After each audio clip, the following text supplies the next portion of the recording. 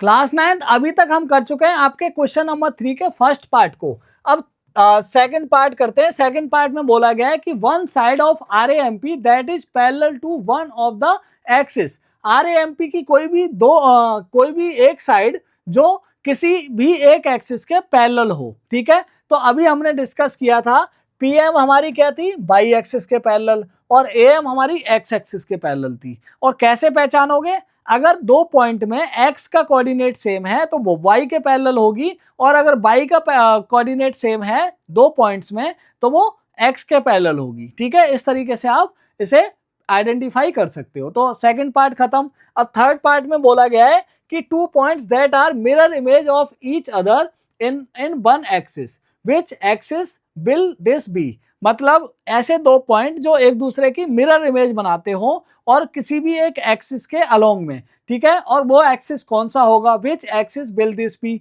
मतलब ये एक्सिस कौन सा है और कहां पर ये मिरर इमेज बन रही है, ये हमें बताना है, ठीक है।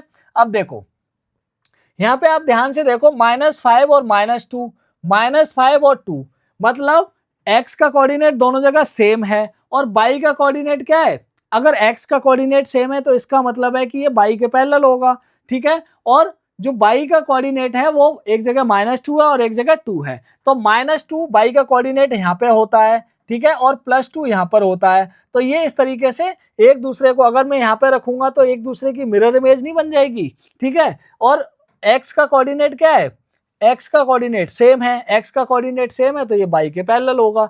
तो इस तरीके से ये इस तरीके से होगा, और यहाँ पर ऐसे रखोगे तो इधर 2 और इधर -2।